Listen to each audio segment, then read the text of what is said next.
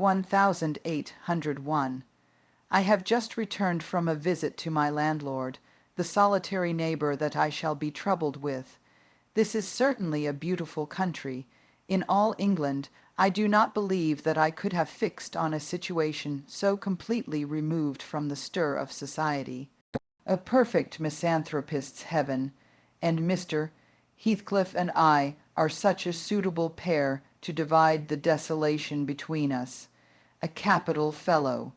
He little imagined how my heart warmed towards him when I beheld his black eyes withdraw so suspiciously under their brows, as I rode up, and when his fingers sheltered themselves, with a jealous resolution, still further in his waistcoat, as I announced my name. "Mr. Heathcliff," I said.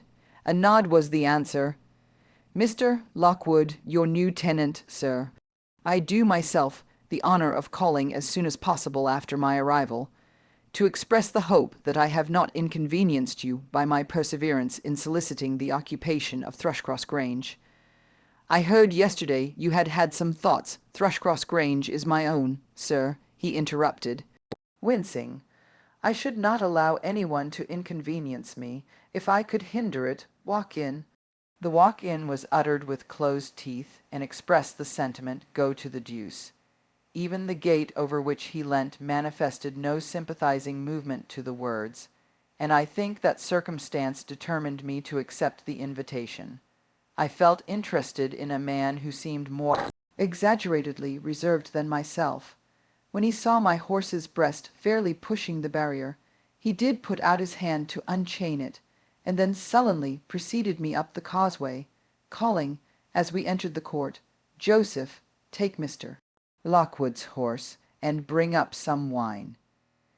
Here we have the whole establishment of domestics, I suppose, was the reflection suggested by this compound order. No wonder the grass grows up between the flags, and cattle are the only hedge, cutters. Joseph was an elderly, nay, an old man, very old, perhaps, though hale and sinewy. "The Lord help us," he soliloquized in an undertone of peevish displeasure, while relieving me of my horse, looking meantime in my face so sourly that I charitably conjectured he must have need of divine aid to digest his dinner, and his pious ejaculation had no reference to my unexpected advent. Wuthering Heights is the name of Mr. Heathcliff's dwelling, Wuthering being a significant provincial adjective, descriptive of the atmospheric tumult to which its station is exposed in stormy weather. Pure bracing ventilation they must have up there at all times, indeed. One may guess the power of the north wind blowing over the edge by the excessive slant of a few stunted firs at the end of the house, and by a range of gaunt thorns all stretching their limbs one way, as if craving alms. The sun, happily, the architect had foresight to build it strong. The narrow windows are deeply set in the wall, and the corners defended with large jutting stones. Before passing the threshold, I paused to admire a quantity of grotesque carving lavished over the front, and especially about the principal door, above which, among a wilderness of crumbling griffins and shameless little boys, I detected the date 1500 and the name Hareton Earnshaw. I would have made a few comments, and requested a short history of the place from the surly owner, but his attitude at the door appeared to demand my speedy entrance, or complete departure, and I had no desire to aggravate his impatience previous to inspecting the penetralium. One stop brought us into the family sitting room, without any introductory lobby or passage. They call it here the house pre-eminently.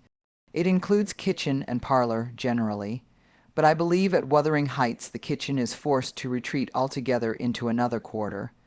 At least I distinguished a chatter of tongues and a clatter of culinary utensils deep within, and I observed no signs of roasting, boiling, or baking about the huge fireplace, nor any glitter of copper saucepans and tin cullenders on the walls. One end, indeed, reflected splendidly both light and heat from ranks of immense pewter dishes, interspersed with silver jugs and tankards, towering row after row, on a vast oak dresser, to the very roof. The latter had never been underdrawn. Its entire anatomy lay bare to an inquiring eye, except where a frame of wood laden with oatcakes and clusters of legs of beef, mutton, and ham concealed it.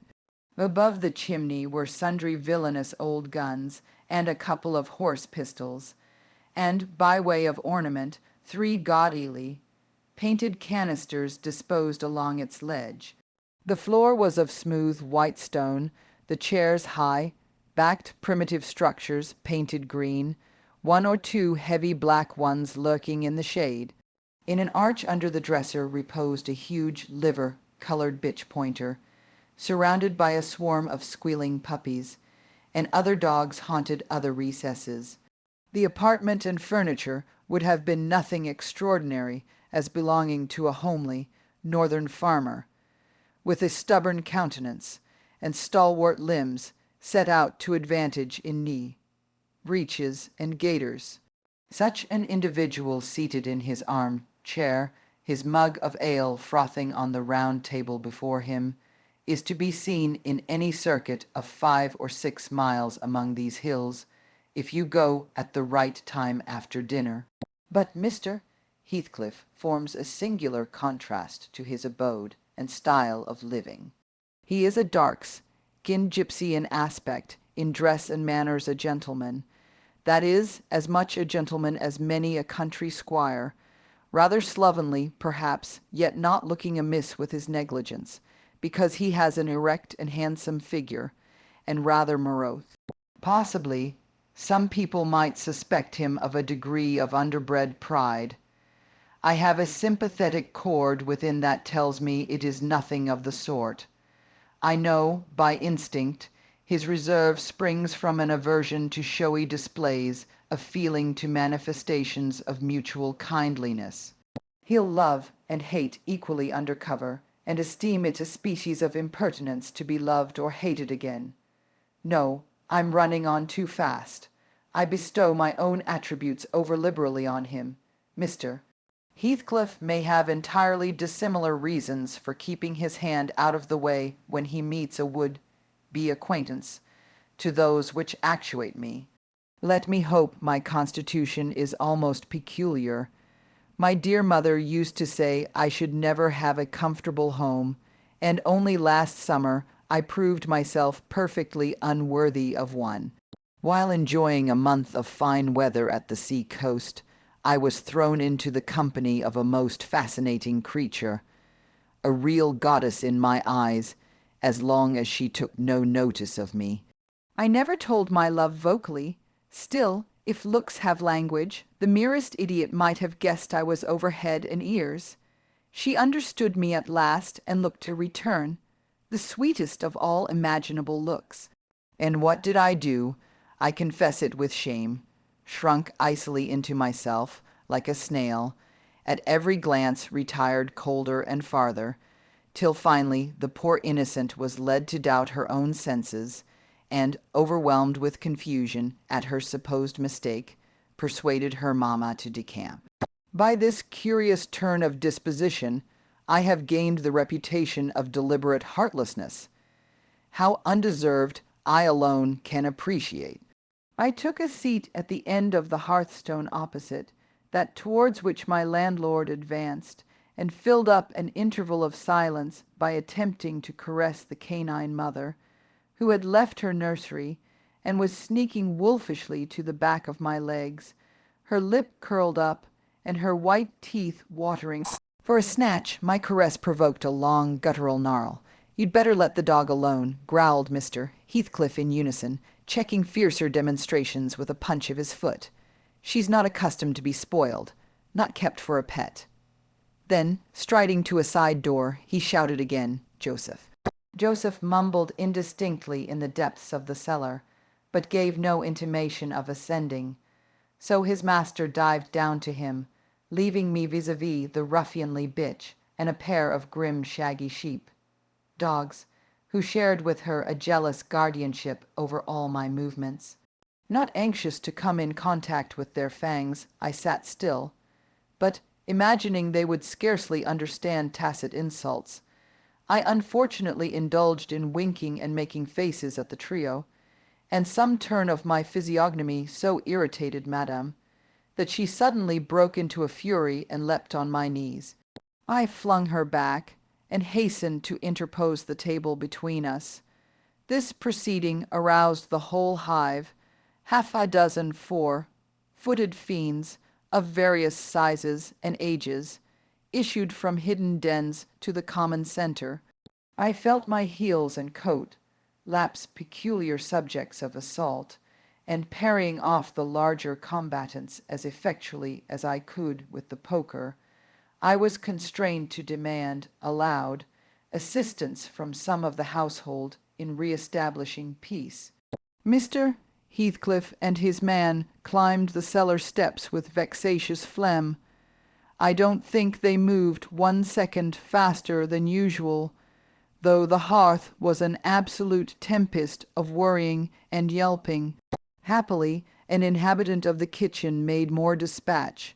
A lusty dame with tucked-up gown, bare arms, and fire-flushed cheeks rushed into the midst of us flourishing a frying pan, and used that weapon and her tongue to such purpose that the storm subsided magically, and she only remained heaving like a sea after a high wind when her master entered on the scene. "What the devil is the matter?" he asked, eyeing me in a manner that I could ill endure after this inhospitable treatment. What the devil, indeed? I muttered, the herd of possessed swine could have had no worse spirits in them than those animals of yours, sir. You might as well leave a stranger with a brood of tigers. "They won't meddle with persons who touch nothing," he remarked, putting the bottle before me and restoring the displaced table. "The dogs do right to be vigilant. Take a glass of wine. No, thank you. Not bitten, are you?" If I had been, I would have set my signet on the biter. Heathcliff's countenance relaxed into a grin. "Come, come," he said, "you are flurried, Mr. Lockwood. Here, take a little wine. Guests are so exceedingly rare in this house that I and my dogs, I am willing to own, hardly know how to receive them.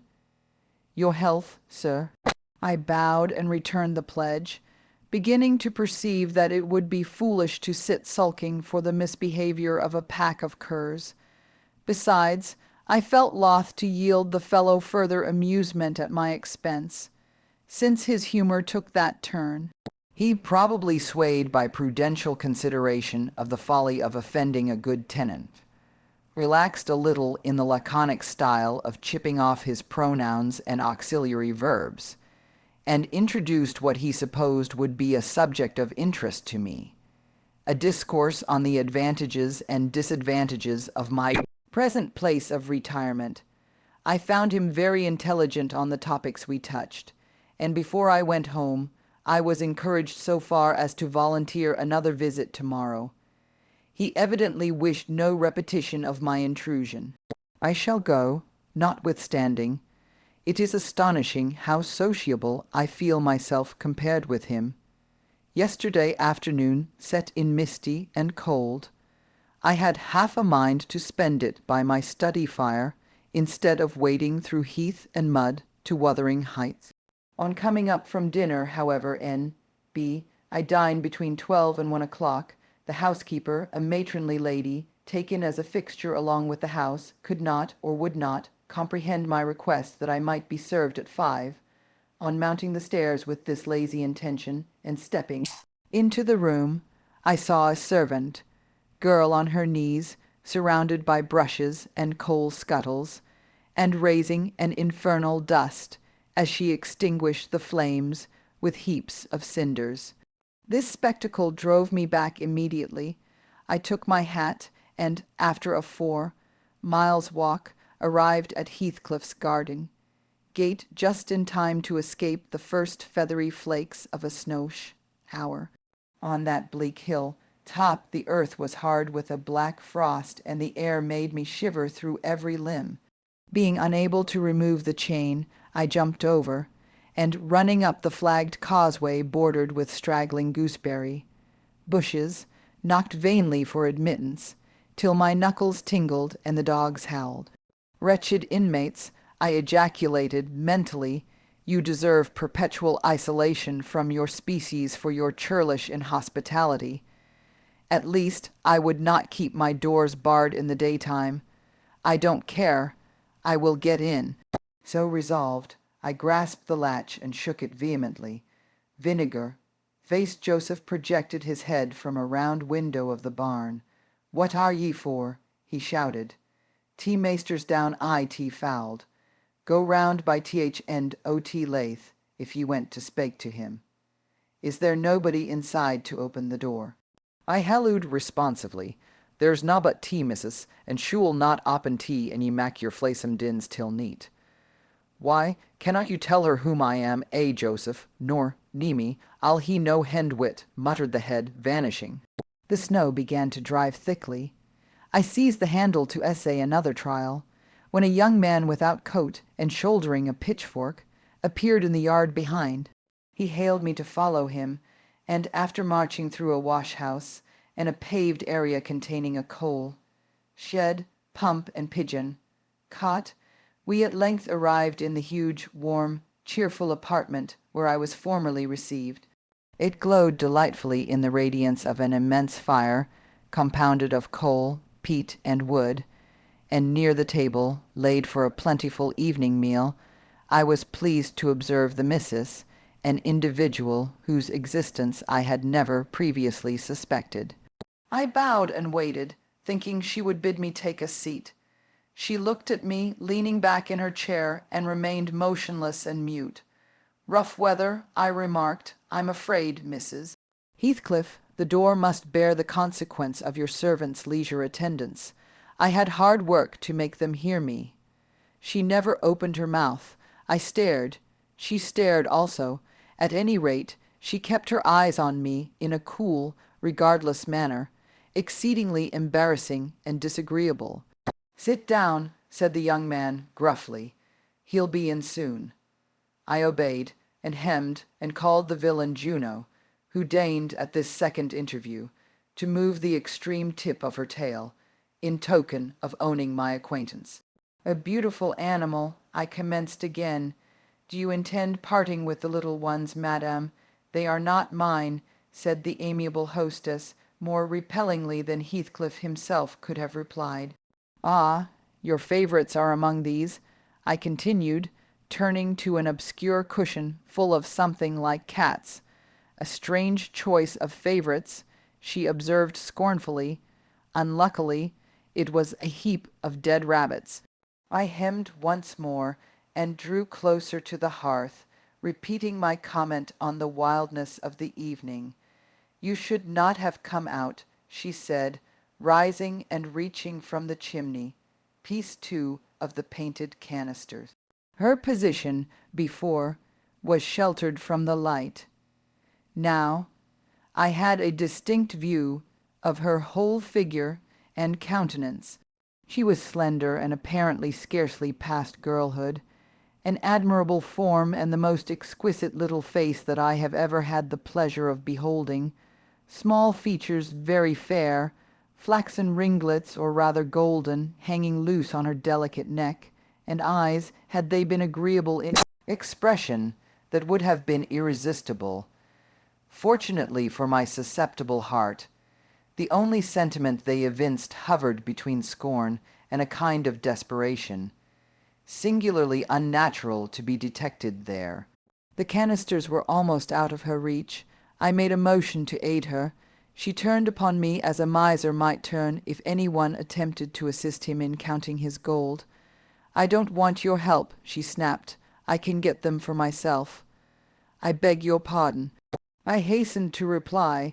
"Were you asked to tea?" she demanded, tying an apron over her neat black frock, and standing with a spoonful of the leaf poised over the pot. "I shall be glad to have a cup," I answered. "Were you asked?" she repeated.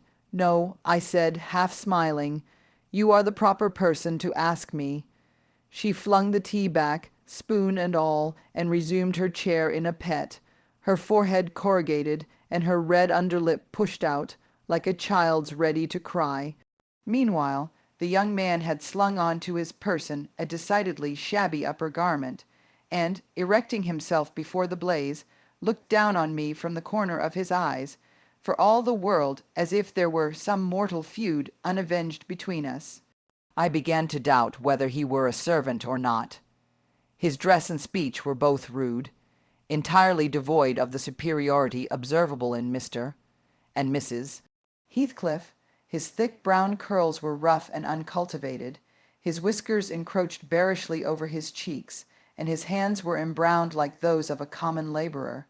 Still his bearing was free, almost haughty, and he showed none of a domestic's assiduity in attending on the lady of house. In the absence of clear proofs of his condition, I deemed it best to abstain from noticing his curious conduct, and 5 minutes afterwards the entrance of Heathcliff relieved me, in some measure, from my uncomfortable state. "You see, sir, I am come, according to promise," I exclaimed, assuming the cheerful, "and I fear I shall be weather bound for half an hour, if you can afford me shelter during that space." "Half an hour," he said, shaking the white flakes from his clothes. "I wonder you should select the thick of a storm to ramble about in. Do you know that you run a risk of being lost in the marshes? People familiar with these moors often miss their road on such evenings, and I can tell you there is no chance of a change at present. Perhaps I can get a guide among your lads, and he might stay at the Grange till morning. Could you spare me one?" No, I could not. "Oh, indeed. Well, then, I must trust to my own sagacity." Are you going to mack the tea?" demanded he of the shabby coat, shifting his ferocious gaze from me to the young lady. "Is he to have any?" she asked, appealing to Heathcliff. "Get it ready, will you?" was the answer, uttered so savagely that I started. The tone in which the words were said revealed a genuine bad nature. I no longer felt inclined to call Heathcliff a capital fellow.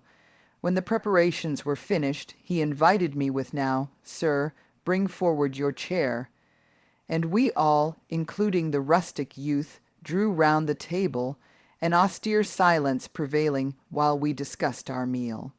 I thought, if I had caused the cloud, it was my duty to make an effort to dispel it. They could not every day sit so grim and taciturn, and it was impossible, however ill-tempered they might be, that the universal scowl they wore was their every-day countenance. "It is strange," I began, in the interval of swallowing one cup of tea and receiving another, "it is strange how custom can mold our tastes and ideas. Many could not imagine the existence of happiness in a life of such complete exile from the world as you spend, Mr. Heathcliff, yet I'll venture to say that, surrounded by your family, and with your amiable lady as the presiding genius over your home, and heart, my amiable lady," he interrupted, with an almost diabolical sneer on his face. "Where is she, my amiable lady? Mrs. Heathcliff, your wife, I mean." "Well, yes, you would intimate that her spirit has taken the post of ministering angel, and guards the fortunes of Wuthering Heights, even when her body is gone. Is that it?" Perceiving myself in a blunder, I attempted to correct it. I might have seen there was too great a disparity between the ages of the parties to make it likely that they were man and wife. One was about 40, a period of mental vigor at which men seldom cherish the delusion of being married for love by girls. That dream is reserved for the solace of our declining years. The other did not look 17. Then it flashed upon me the clown at my elbow, who is drinking his tea out of a basin, and eating his bread with unwashed hands, may be her husband, Heathcliff Jr., of course. Here is the consequence of being buried alive. She has thrown herself away upon that boor from sheer ignorance that better individuals existed. A sad pity. I must beware how I cause her to regret her choice. The last reflection may seem conceited. It was not. My neighbor struck me as bordering on repulsive. I knew, through experience, that I was tolerably attractive. "Mrs. Heathcliff is my daughter-in-law," said Heathcliff, corroborating my surmise. He turned as he spoke a peculiar look in her direction, a look of hatred, unless he has a most perverse set of facial muscles that will not, like those of other people, interpret the language of his soul. "Ah, certainly, I see now. You are the favored possessor of the beneficent fairy," I remarked, turning to my neighbor. This was worse than before. The youth grew crimson and clenched his fist, with every appearance of a meditated assault.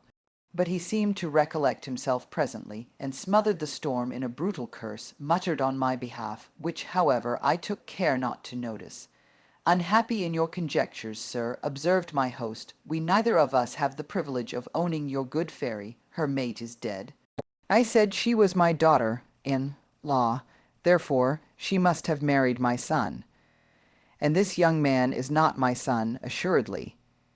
Heathcliff smiled again, as if it were rather too bold a jest to attribute the paternity of that bear to him.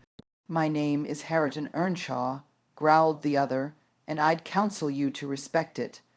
"I've shown no disrespect," was my reply, laughing internally at the dignity with which he announced himself. He fixed his eye on me longer than I cared to return the stare, for fear I might be tempted either to box his ears or render my hilarity audible. I began to feel unmistakably out of place in that pleasant family circle. The dismal spiritual atmosphere overcame and more than neutralized the glowing physical comforts round me, and I resolved to be cautious how I ventured under those rafters a third time. The business of eating being concluded, and no one uttering a word of sociable conversation, I approached a window to examine the weather. A sorrowful sight I saw, dark night coming down prematurely, and sky and hills mingled in one bitter whirl of wind and suffocating snow. "I don't think it possible for me to get home now without a guide," I could not help exclaiming. "The roads will be buried already, and if they were bare, I could scarcely distinguish a foot in advance. Hareton, drive those dozen sheep into the barn porch. They'll be covered if left in the fold all night, and put a plank before them," said Heathcliff. "How must I do?" I continued with rising irritation. There was no reply to my question, and on looking round I saw only Joseph bringing in a pail of porridge for the dogs, and Mrs. Heathcliff leaning over the fire, diverting herself with burning a bundle of matches which had fallen from the chimney piece as she restored the tea canister to its place. The former, when he had deposited his burden, took a critical survey of the room, and in cracked tones grated out all wonder how ya can fashion to stand theer idleness unwore, when all on em's goin' out. Bud yar anout, and it's no use talking. Y'all niver mend o' your ill ways, but go rate to tea-divil, like your mother afore ye." I imagined, for a moment, that this piece of eloquence was addressed to me, and, sufficiently enraged, stepped towards the aged rascal with an intention of kicking him out of the door. Mrs. Heathcliff, however, checked me by her answer. "You scandalous old hypocrite," she replied, "are you not afraid of being carried away bodily whenever you mention the devil's name? I warn you to refrain from provoking me, or I'll ask your abduction as a special favor. Stop, look here, Joseph," she continued, taking a long, dark book from a shelf. "I'll show you how far I've progressed in the black art. I shall soon be competent to make a clear house of it. The red cow didn't die by chance, and your rheumatism can hardly be reckoned among providential visitations." "Oh, wicked, wicked," gasped the elder.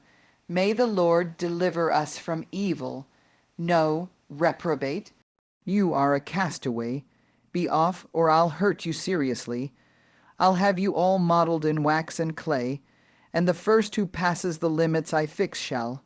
I'll not say what he shall be done to, but you'll see. Go, I'm looking at you."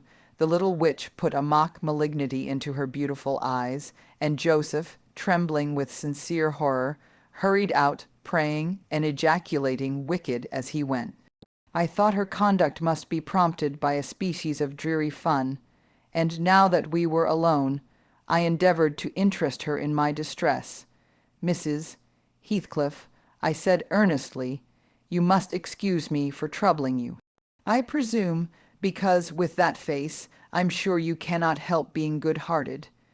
Do point out some landmarks by which I may know my way home. I have no more idea how to get there than you would have how to get to London."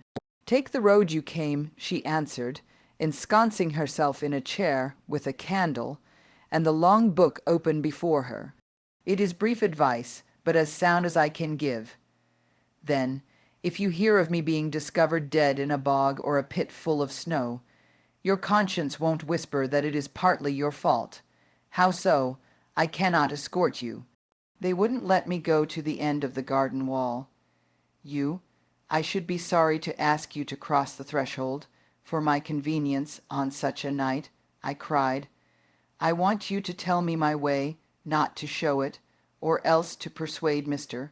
Heathcliff to give me a guide, who there is himself, Earnshaw, Zillah, Joseph, and I. Which would you have? Are there no boys at the farm? No, those are all. Then it follows that I am compelled to stay, that you may settle with your host. I have nothing to do with it. I hope it will be a lesson to you to make no more rash journeys on these hills," cried Heathcliff's stern voice from the kitchen entrance. "As to staying here, I don't keep accommodations for visitors. You must share a bed with Hareton or Joseph, if you do." "I can sleep on a chair in this room," I replied. "No, no. A stranger is a stranger, be he rich or poor. It will not suit me to permit any one the range of the place while I am off guard," said the unmannerly wretch. With this insult my patience was at an end. I uttered an expression of disgust and pushed past him into the yard, running against Earnshaw in my haste. It was so dark that I could not see the means of exit, and, as I wandered round, I heard another specimen of their civil behavior amongst each other.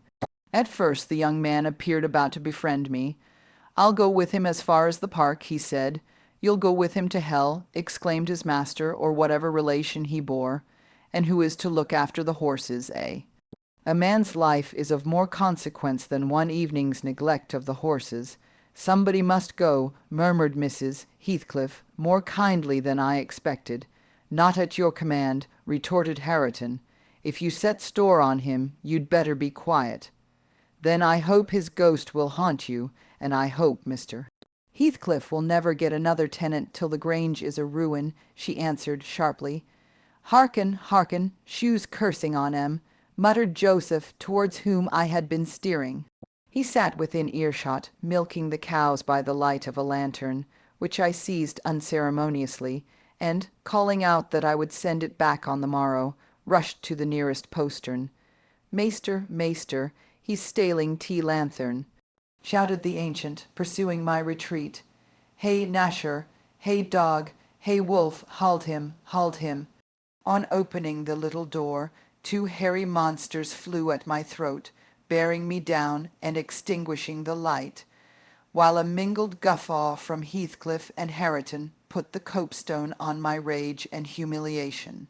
Fortunately, the beasts seemed more bent on stretching their paws, and yawning, and flourishing their tails, than devouring me alive, but they would suffer no resurrection, and I was forced to lie till their malignant masters pleased to deliver me.